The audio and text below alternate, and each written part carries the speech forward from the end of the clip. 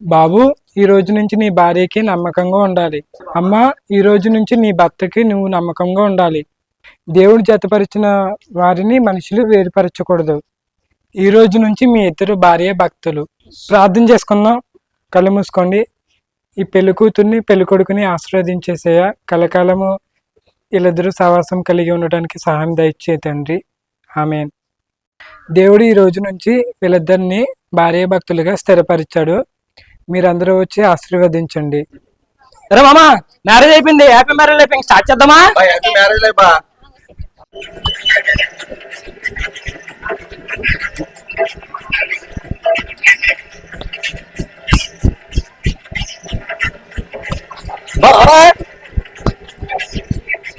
క్రైస్తవుల్లో కొంతమంది చేసే పనుల వల్ల క్రీస్తేసు వారి నామం అన్య జనాంగం మధ్యన దూషించబడతా ఉంది. బైబిల్ గ్రంథం తెలియజేస్తుంది, వివాహము ఘనమైనది, నిష్కలంకమైనది, ఎంతో పరిశుద్ధమైన. వరుడైన యేసుక్రీస్తు వారు వధువు సంఘాన్ని ఏర్పరుచుకుని మానవాళికి నవనూతన జీవితం ఇవ్వాలన్న లోక కళ్యాణ పరమార్థం అది.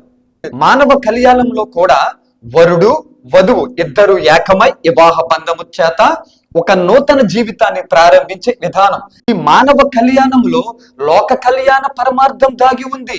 అంత పవిత్రమైన వివాహ బంధాన్ని, అంత విలువైన వివాహ బంధాన్ని, పరిశుద్ధమైన వివాహ బంధాన్ని, లోక కళ్యాణ పరమార్థం దాగి ఉన్న ఈ మానవ కళ్యాణాన్ని పరిశుద్ధంగా దేవుని పాద సన్నిధిలో చేసుకోవలసిన దానిని అల్లరితో కూడిన ఆటపాటలతో, చిందులతో, రకరకాల వేషాలతో చేసుకోవడం అది చాలా ఘోరమైన విషయం. అలాంటి పరిశుద్ధమైన వివాహాన్ని ఈ రోజున అల్లరితో కూడిన ఆటపాటలు చేస్తూ, చిందులేస్తూ, డాన్సులు వేస్తూ రకరకాలుగా చేస్తా ఉన్నారు. క్రైస్తవం అంటే లోకానికి మాదిరికరం. క్రైస్తవాన్ని చూసి లోకంలో ఉన్నవారు అనేక విషయాలు నేర్చుకోవాలి. కానీ ఈ రోజున క్రైస్తవ వివాహం అంటే లోకంలో ఉన్నవారు ఎలా మాట్లాడుకుంటున్నారో తెలుసా?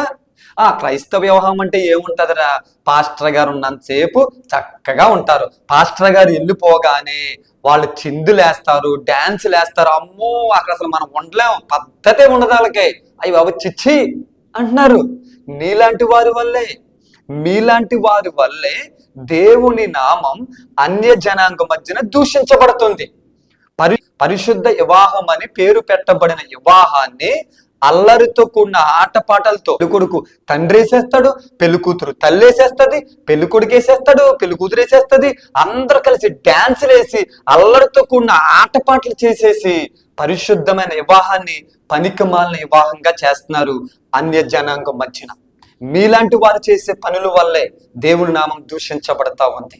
మీరు ఒకవేళ పరిశుద్ధమైన వివాహం, వాక్యానుసార వివాహం అని పేరు పెట్టుకుని మీరు వివాహాలు చేసుకోవాలనుకుంటే పరిశుద్ధంగానే చేసుకోండి.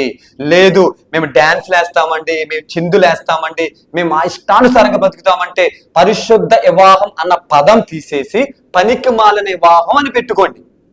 మరలా చెప్తున్నా, డాన్సులేసి చిందులేసి రకరకాలుగా వేషాలు వేస్తామంటే పరిశుద్ధత అనే పదం తీసేయండి, పనికి మాలిన వివాహం అని పెట్టుకోండి. లేదా మీ ఇష్టం ఏం పేరు పెట్టుకుని ఏడుస్తారో ఆ పేరు పెట్టుకోండి. పరిశుద్ధత అన్న పేరు పెట్టుకుని దేవుని నామాన్ని దూషింప చేయండి.